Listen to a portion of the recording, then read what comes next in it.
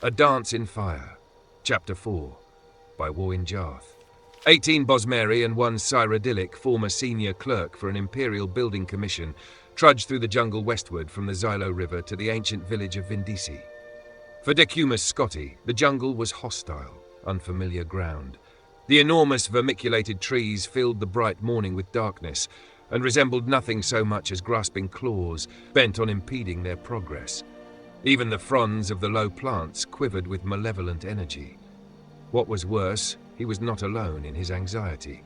His fellow travelers, the natives who had survived the Khajiit attacks on the villages of Grenos and Arthe, wore faces of undisguised fear.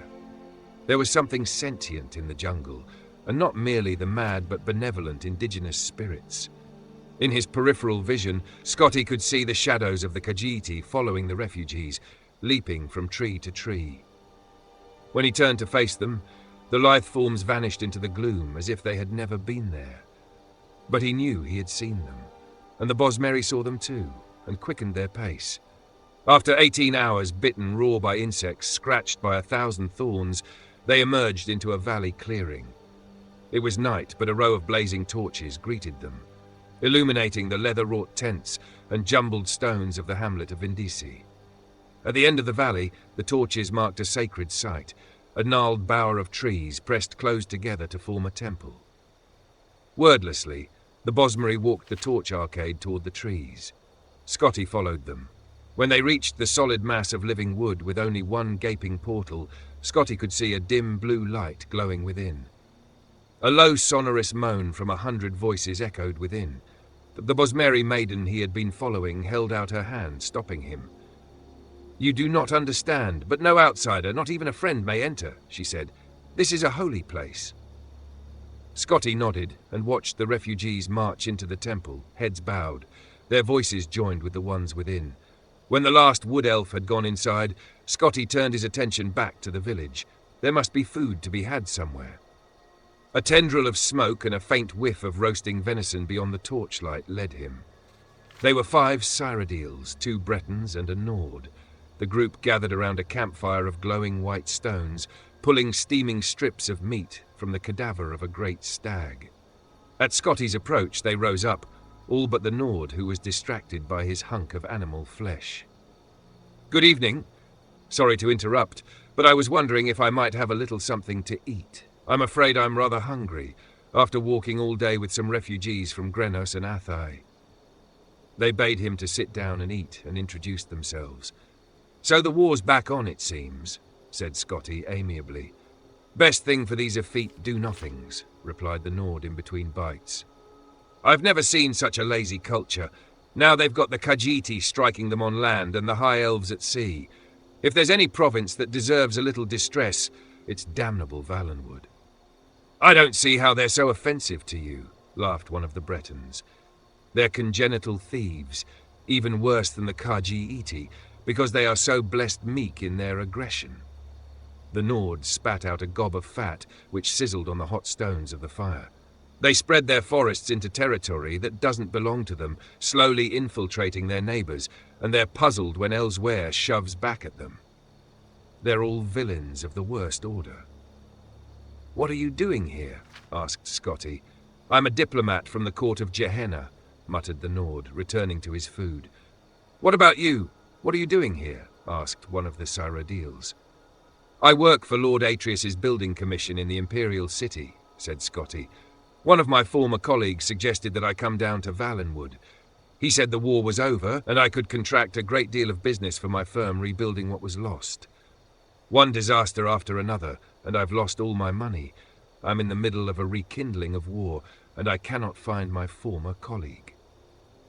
"Your former colleague?" murmured another of the Cyrodiils, who had introduced himself as Reglius. "He wasn't by any chance named Leodos Jurus, was he?" "You know him?" "He lured me down to Valenwood in nearly the exact same circumstances," smiled Reglius, grimly. "I worked for your employer's competitor, Lord Vanek's men, where Leodos Jurus also formerly worked. He wrote to me, asking that I represent an Imperial Building Commission and contract some post-war construction. I had just been released from my employment, and I thought that if I brought some new business, I could have my job back. Duras and I met in Athe, and he said he was going to arrange a very lucrative meeting with the Sylvanar." Scotti was stunned. "Where is he now?" "I'm no theologian, so I couldn't say," Reglius shrugged. "He's dead. When the Khajiiti attacked Athe, they began by torching the harbour where Duras was readying his boat. Or I should say, my boat, since it was purchased with the gold I brought. By the time we were even aware of what was happening enough to flee, everything by the water was ash. The Khajiiti may be animals, but they know how to arrange an attack." "I think they followed us through the jungle to Vindisi," said Scotti nervously. "There was definitely a group of something jumping along the treetops." "Probably one of the monkey folk," snorted the Nord.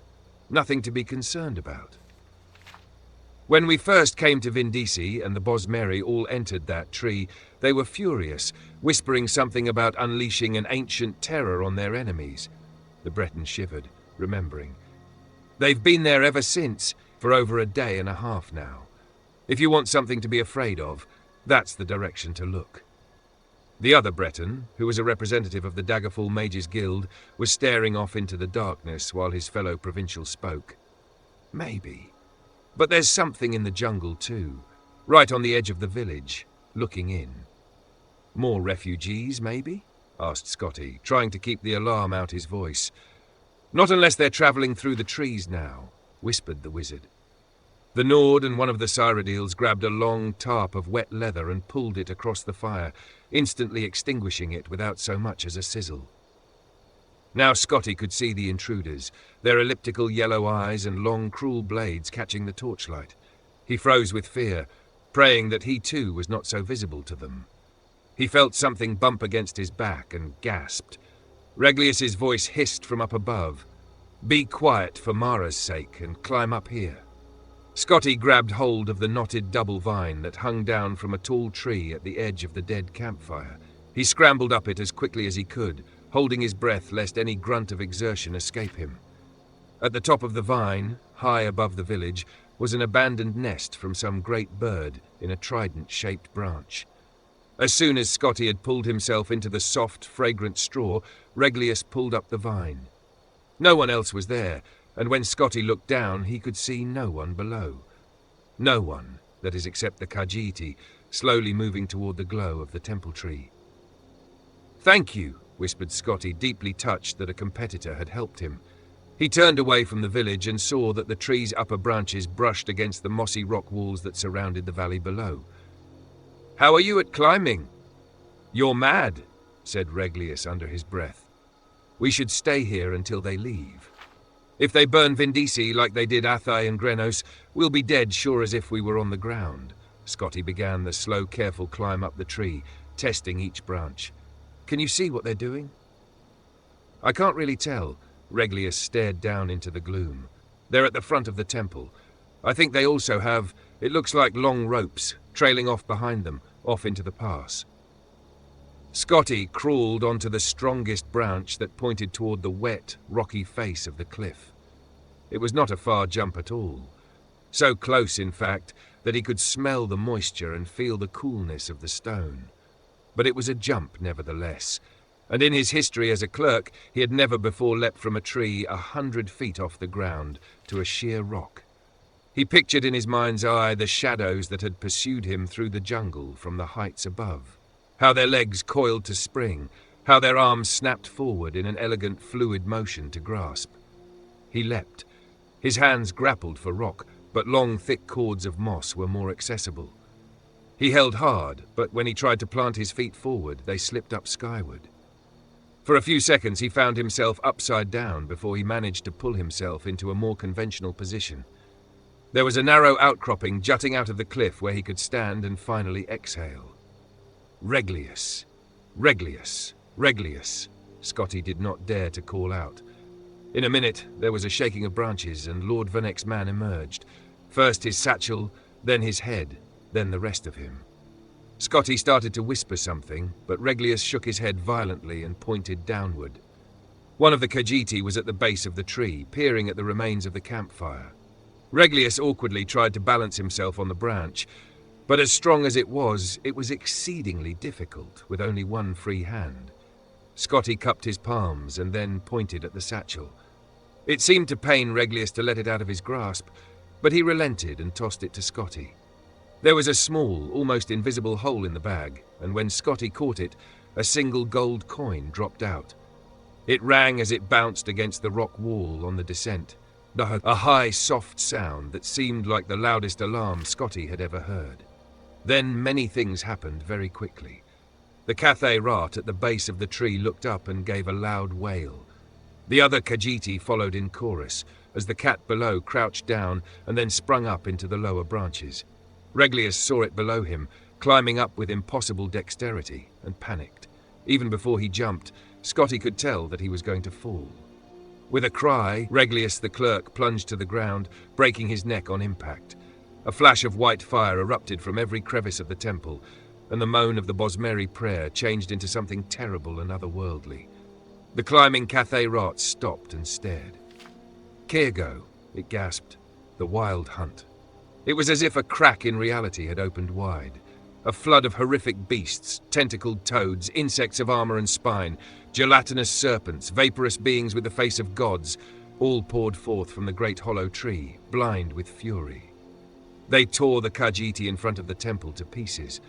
All the other cats fled for the jungle, but as they did so, they began pulling on the ropes they carried. In a few seconds' time, the entire village of Vindisi was boiling with the lunatic apparitions of the Wild Hunt. Over the babbling, barking, howling horde, Scotti heard the Cyrodiils in hiding cry out as they were devoured. The Nord too was found and eaten, and both Bretons. The wizard had turned himself invisible, but the swarm did not rely on their sight. The tree the Cathay rat was in began to sway and rock from the impossible violence beneath it. Scotti looked at the Khajiiti's fear-struck eyes and held out one of the cords of moss. The cat's face showed its pitiful gratitude as it leapt for the vine. It didn't have time to entirely replace that expression when Scotti pulled back the cord and watched it fall. The hunt consumed it to the bone before it struck the ground. Scotty's own jump up to the next outcropping of rock was immeasurably more successful. From there he pulled himself to the top of the cliff and was able to look down into the chaos that had been the village of Vindisi. The hunt's mass had grown and began to spill out through the pass out of the valley, pursuing the fleeing Khajiiti. It was then that the madness truly began. In the moon's light, from Scotty's vantage, he could see where the Khajiiti had attached their ropes. With a thunderous boom, an avalanche of boulders poured over the pass. When the dust cleared, he saw that the valley had been sealed. The Wild Hunt had nowhere to turn but on itself. Scotti turned his head, unable to bear to look at the cannibalistic orgy. The night jungle stood before him, a web of wood. He slung Reglius's satchel over his shoulder and entered.